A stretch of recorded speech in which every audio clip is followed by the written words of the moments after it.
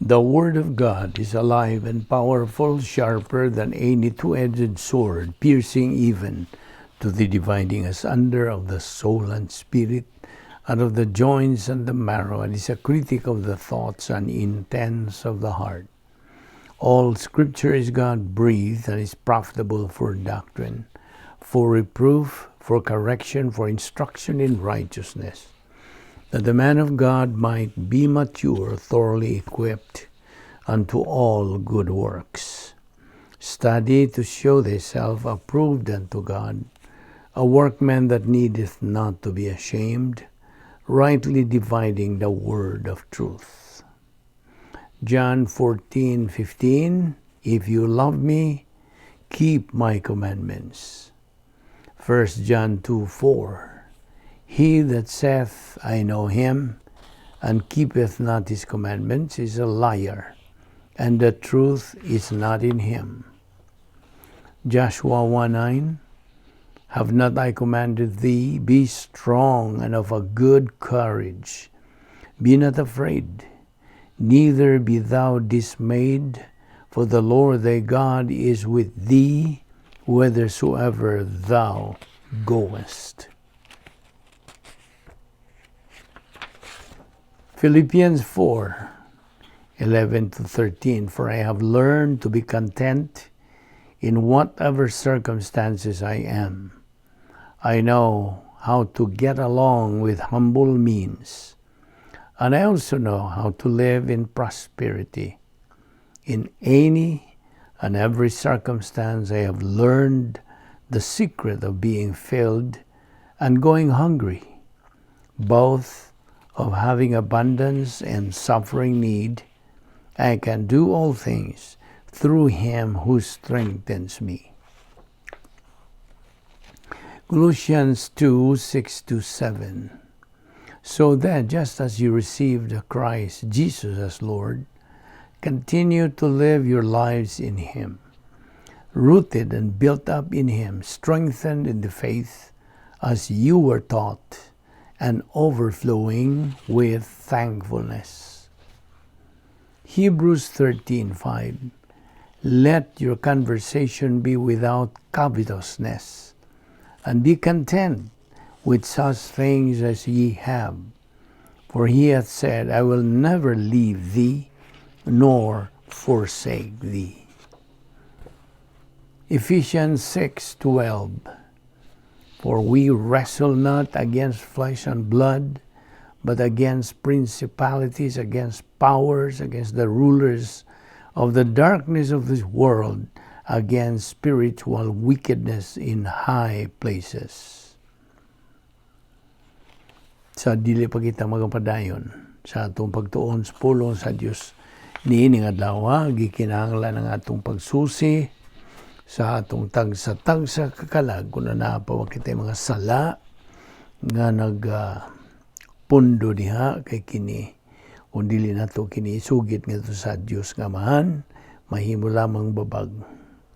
They will only be barriers sa atong pagtuon sa pulong sa Dios. Busa, let us now use the principle of 1 John 1:9 nga nagaingon, if we confess our sins, He, God, is faithful and just to forgive us our sins and to cleanse us from all unrighteousness.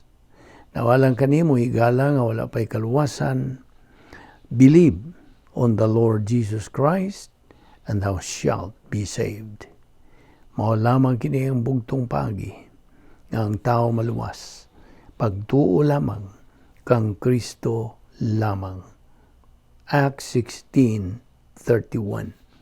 Busa karon magampo ta sa hilom, agi pangandam sa atong kaugalingon. Let us pray.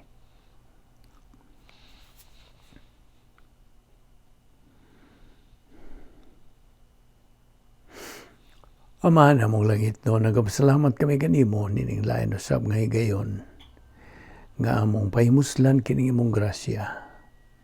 Grasya nga kami padayon pa sa pagtuon sa imong balang pulong, sa imong pagdala kanamo dinhi karon, nagatimailhan kini nga ikaw nagalihok pag yun ang imong plano sa tagsa namo kakinabuhi. Uban ni kami karon sa among pagpadayon, din among spiritual momentum, lamdagi kami sa balang Espiritu Santo, nga mo lamang ang bugtong magtutudlo sa kamaturan.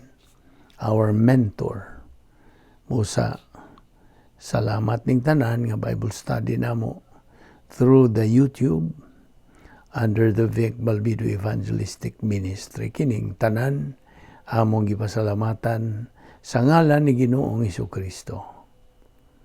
Amen. Well, maayong adlaw sa tanan natong mga subscribers, atong mga higala, atong mga igsoon diha ni Kristo, welcome na usab dining atong pagpadayon sa pagtuon sa pulong sa Dios. Now, and you know already that the main thrust ng atong ministry is to spread the gospel.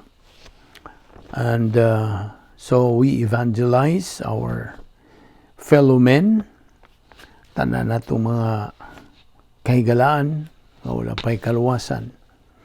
O ngadto sab sa atong mga igsoong mga Kristohanon, naunta sila makapadayon sa ilang pagtubo diya sa grasya o kay balo kang Ginoo Hesukristo. Segundo Pedro 3:18. Naunas tanan.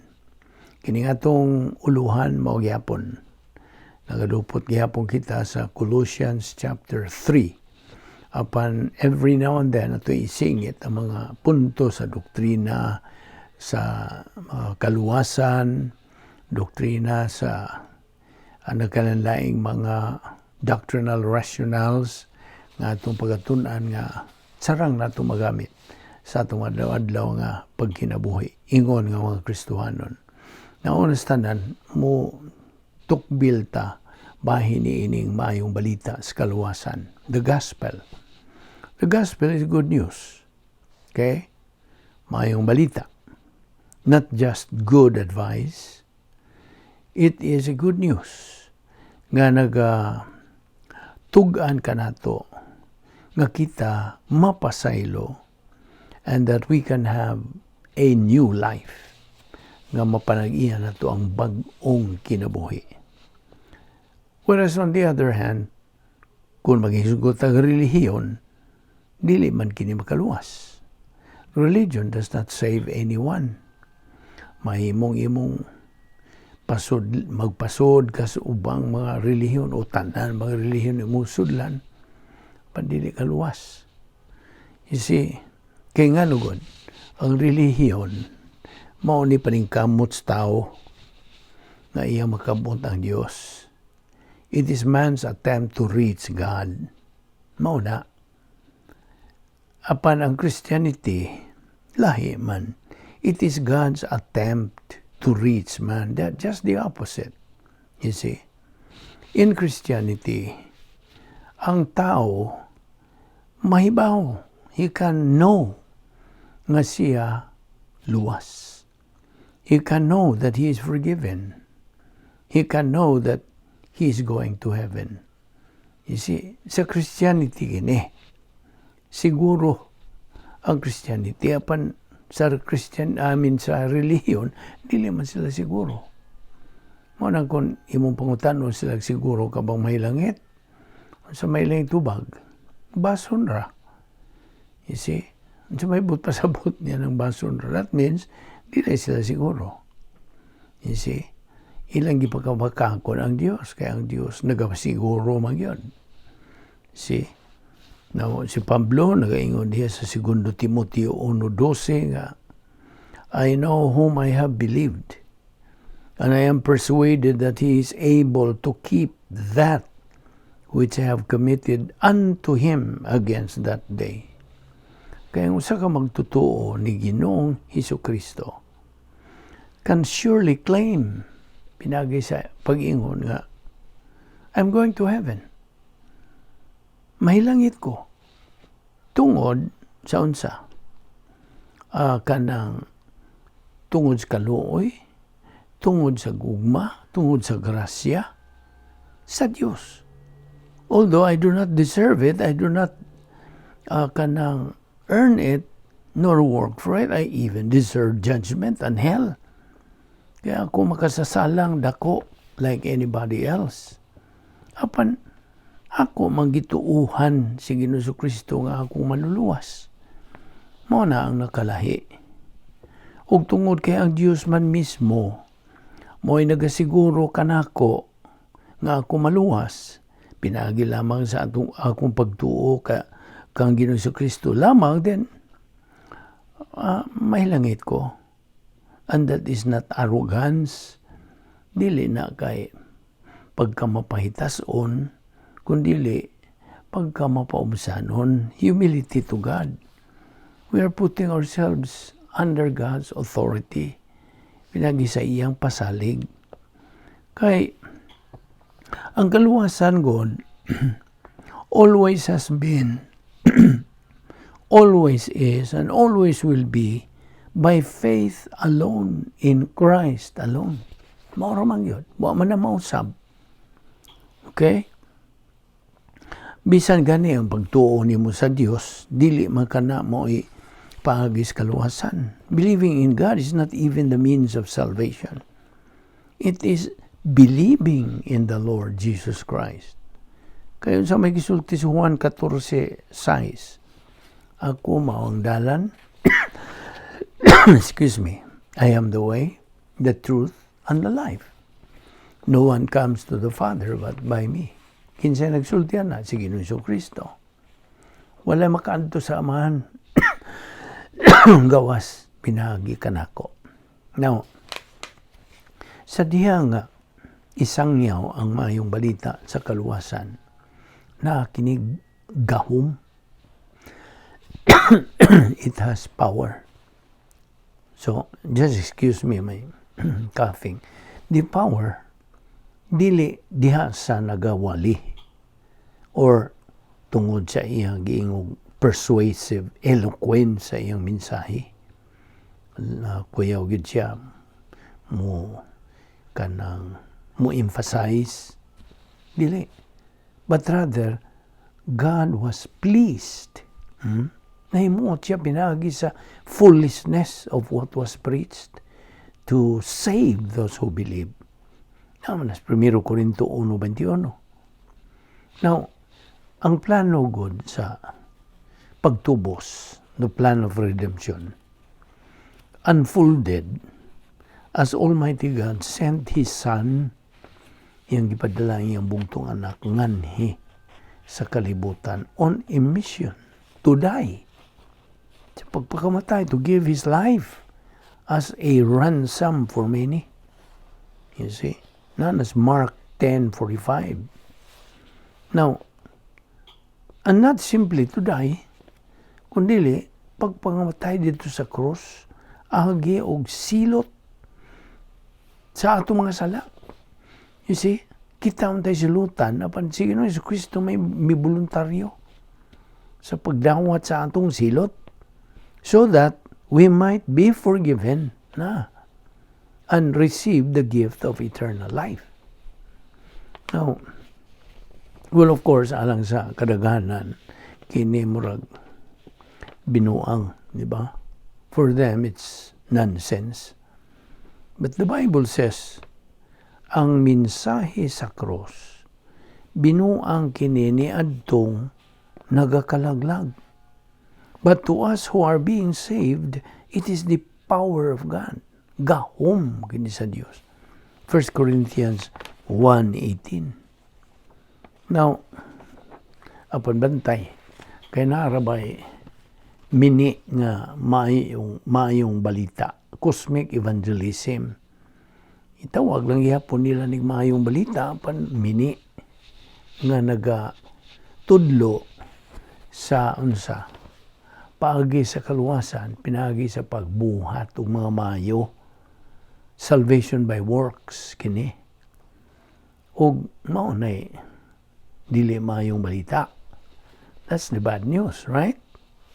Kaya ang tinuod yung ebanghelista is one nga nagasangyaw sa grasya sa Dios. Og dili mo kompromiso sa to please men. Now, an evangelist not only wins the lost, he also fires up believers to go and win them. You see? Kaya ang mayang balita sa kaluwasan, the true gospel, does not merely bear witness to salvation history. It is itself salvation history. Sabtagi na. Now, it breaks into the life of man, refashions it, and creates communities. Nasanglit ang mayang balita sa kaluwasan, mao man ni ang address sa Dios ngadtos tao sa mga katawhan. Kini nagkinahanglan og desisyon.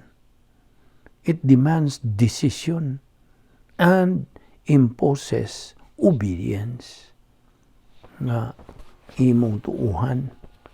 The gospel is not an empty word. It is not. Dili gyud ni kay kabhang ra ning mga pulong. It is effective power that brings to pass what it says, because kinsa may nagsuwat nini, ang Dios man. God is the author. So what is the gospel? Well, the gospel is that Jesus wanted everyone to hear. Buot ni Ginoong Jesucristo nga ang tanan makadungog niini. Ikaduha, that is God's power to save mankind. Gahom kini sa Dios nga makaluwas tanang sakop sa kaliwatan sa tao.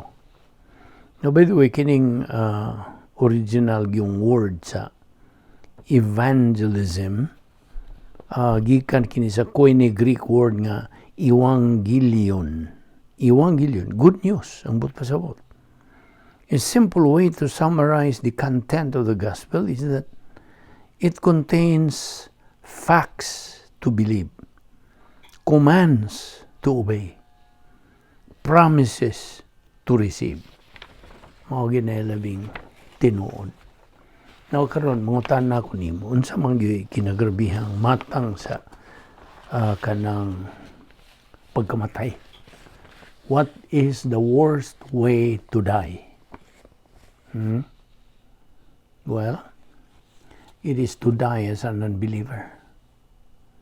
Dili kay kanang mangilngig nga, kanang disgrasya baron, o naay mamatay sa pamilya baron. Okay? Nga numan nga ang pagkamatay nga di magtutuo may kinagrabihan. Well, the reason is because of the awful, ominous, and horrible future sa dili magtutuo in the eternal state. Dito sa linaw sa kalayo, gitawag sa kalagahan ng impyerno. Tungod kay abi nimo, ani ay pipila ka mga kanang negatibo nga mga resulta sa kanang dadagatan sa di magtutuo. The future destination niya dito sa linaw sa kalayo. Ang di magtutuo is going to eternally experience some of this list. Okay, ako naman ang isugutan apan ato lang balikon gihapon. Unsa man. The unbeliever is going to eternally experience some of this list. Total frustration forever. Na pagmahay niya hangtod. Na hingpit yung kagutom o kauhaw hangtod sa kahangturan. Na hingpit nga kasakit, pain and suffering forever.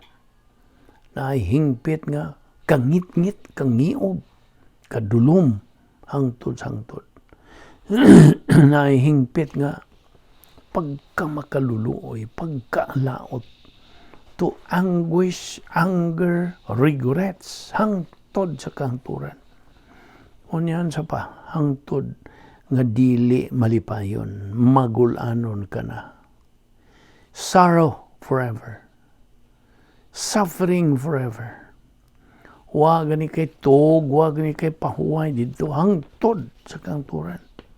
Ang grabe pa, Di na kang kaiskapo, gikan niya ng maong kahimtang kinang luuyan, kinang ngilngigan, makalilisang kondisyon. Forever, God. Hangtod na naskang turan. Sa lagtod nga pagkasulti, ang dili magtotoo, nakakabot na siya sa iyang PNR. Ano sa maning PNR? Point of no return. Kay sige no, Jesucristo mismo sulti nga itong Judas Iscariote, ano sa may iyang isulti. May palag, wala lang matao ng tawhana. Ano na iyang isulti ng Judas Iscariote. Kung mao po ni isulti sa Dios ngadtos tanan nga mga di magtotoo. May palagwan na lang mo mga tao. Puna sa Mateo 7, 13 o 14. Ayaw nagkalimti. Now, so ang pangutana na ko nimo, makaako ka ba nga musipyat ka ni ining hingpit nga paagi sa Diyos to avoid all those terribly awful, ominous future nito sa linaw sa kalayo. Hinumdumi nga ang paagi sa Diyos hingpit. Hingpit, perfect. Ang iyang paagi, yano, hanoy, maayong paghanay, perfectly organized, kay nga naman tungod kay Diyos siya sa kahapsay o sa kamaturan. Mo na. There is absolutely no one like Him. No one. Understand that early in life. Also remember this point of doctrine. Na ipulong sa Diyos na si Hebreano 9:27. It is appointed unto men once to die, and after this, the judgment. Ug Roma 8:1, there is therefore now no condemnation to them which are in Christ Jesus. Mo kani akong pagpahinumdom kanimo dili magtotoo. Kay may nungdanon pag-ayo kini sa tibuok mong kinabuhi. This is the gospel. O nasayod na tanga. Kita nga mga magtotoo na, midawat na sa kaluwasan, pinagis pagtuo lamang kang Kristo lamang, mora man ang paagi, gitudlo ka nato sa Dios, sa iyang pulong. Iyang pulong, hingpit, kay gikan man niya nga hingpit. So, naroon na ni mong mutuo ka ba niya na o dili? So, at the moment nga ikaw, mugamit niya ng imong volition or free will sa paghimos labing menungdan ng desisyon sa tibok mong kinabuhi, ang pagtuo nimo kang Ginoong Jesucristo nga imong manluwas, diha you are instantly imputed. Gisuluban ka na sa kinabuhing dayon sa Dios. Gisuluban ka. Ug ikaw gisud na ngadto sa imong pagkahiusa, pagkadugtong kang Ginoong Jesucristo, pinagi sa pagbautismo kanimo sa Espiritu Santo. O ikaw gitimbrihan na sa Espiritu Santo. O nahimo ka ng sakop sa harianong panimalay sa Dios. In short, ikaw luwas na. Magtotoo ka na. O you are now sakop na sa simbahan, the body of Christ on earth. Ug ang imungan tuwa nagisuwat na dito sa Lamb's Book of Eternal Life, never to be blotted out. Di na yun naman pa, hangtod. So ikaw nasakop na sa lawas ni Kristo, the called out ones. Mo kanibot pasabot sa Ecclesia. That's the Greek word, original word of church. Mo nang ilan ang gitransliterate nga tos binisaya nga iglesia. So now, you immediately enter phase 2 of God's plan, o ingon nga anak na sa Dios, ikaw gimanduan nga ikaw magatuon na sa pulong sa Dios aron ikaw kanang imong kalag magatubo diya sa grasya o kahibalo ni Ginoong Hesukristo. 2 Peter 3:18. O kinahanglan nga kita magatuon na sa gitawag og mystery doctrines of the church age. Mystery. Mga tinago kini atong gipang tun-an nga mga pulong sa Dios. Now, okay. Atong ipadayon kining atong biyaan kagahapon bahin sa kaya ato man lagi singit kining punto sa doktrina bahin sa kaluwasan. Okay, balik kita sa Colossians chapter 3. Okay, ako kang giingnan nga hisgot kita sa God's 10 problem-solving devices. Okay, unsa maning napulo ka mga paagis pagsulbad sa mga suliran. Ang Diyos mo'y nagasangkap ka na ito nini. Ang nag-una gid ini ang rebound. Kita magasugid sa atong mga sala. Ngadto sa tubangan sa Diyos gawahan. If we confess our sins, He, God, is faithful and just to forgive us our sins and to cleanse us from all unrighteousness. Mao ka na rebound. Nya, human mo i-rebound, mo isugid mo mga sala, ikaw nalimpyuhan. Okay? You are free from any mental, lingual, and overt sins. So, karon automatic nga ikaw mapunan sa Espiritu Santo. You are filled by God, the Holy Spirit. O niya, ang musunod niya ng feeling of the Spirit, mao ang faith rest drill. Faith rest. Kinabuhi nga may pagtuo nga nagdala og pahulay. Faith rest drill. O niya, sundan ka na sa grace orientation. Nga mahiluna na kita sa grasya. Humanya na doctrinal orientation. Nga ma-oriented na kita sa grasya sa kanang doktrina. Kini nga itong itunan, adlaw-adlaw. This is the doctrine from the Word of God. Okay? So, mo na ikalima nga solusyon sa atong mga suliran. Ikaunom, mao na ning personal na tunggugma nga to sa Dios nga Amahan. Okay? Solusyon gyapon kana. Sunod, ang atong impersonal nga gugma ngadto sa atong isig ka tao. See? Impersonal love for all mankind. Okay? Nya sundan na kana sa sharing the happiness of God. Nagaambit na kita karon sa kalipay sa Dios nga plus H. Kaya ang kalipay sa tao minus H rawan. O niya ang nag-aagad na sa mga sirkumstansya sa tao, sa lugar mo, kanay nga lang neutral H. Wa niya na.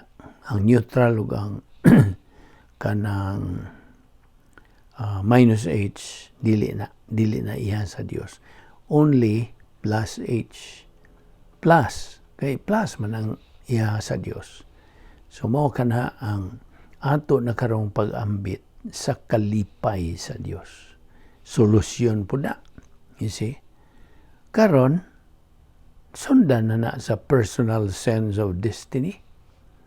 Ang ato nagyong pagkasayon, pagkasiguro sa atong dadangatan. Personal sense of our destiny. Solusyon po na. O karon ang napulo.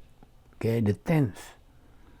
Ang solusyon sa atong mga suliran, mo nagingala na ito, occupation with Christ, nga kita okupado na sa persona o kinaiya sa Dios.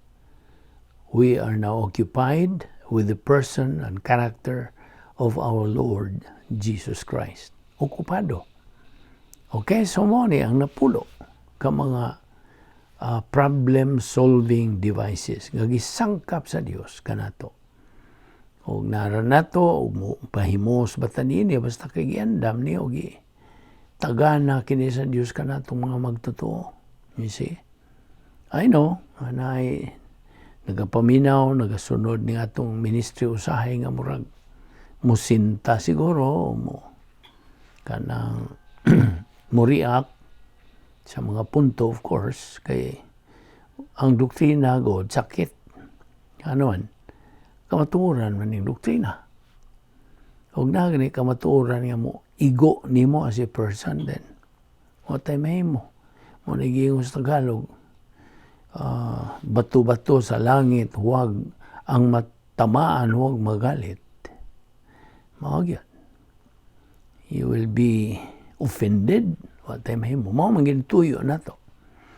Pagsangyaw sa maayong balita sa kalawasan ug sa doktrina nga to convict sa mga tao of unrighteousness and sin. Mao na, to convict. Makumbiktar sila. Now, okay, naghisgot na kagahapon og kanang successful marriage, di ba? Nitukbil tag gamay ni ini now. Ato ipadayon Successful marriages, kini produkto ni of both husband and wife nga ilang gi hatagag pasiuna ang pulong sa Dios. They stand firm inside the integrity envelope. Nagbarog yun sila. Ligon ang ilang pagbarog. Tungod kay ang Christian way of life, nasayod na ta. Matang gini sa panghunahuna. It is a mental attitude life. So is the success of marriage based on it. Okay? Nasunda ko niini kay minungdano ni alang kanimong minyo nga bana o asawa. Now to recall pag reverse concentrate.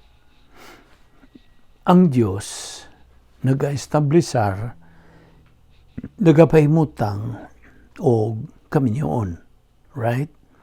Ang Dios mo ay nagapahimutang. He was the one who established marriage. O sanglit siya man ang nag-establishar ni ini ng kaminyoon. Siya pod ang bugtong kanang Diyos. He is the only one who formulated the mandates sa mga mando, sa mga prinsipyo diha sa kaminyoon. Now, abrihin mong Biblia sa Episo 5, versikulo 25. Husbands, alang nini mo bana. Okay, husbands, love your wives, just as Christ also loved the church and gave himself up for her. Now, kinsa magyoy authority? Kinsa may authority sa kaminyoon? Be? Kinsa may autoridad sa kaminyoon? It is the husband, ang bana. Kaya siya man ang pangu. He is the leader. Now, so, kung ang bana mo ay leader, pangu, unsa may papel sa asawa? Well, the function of wives is that of responders. Okay, so,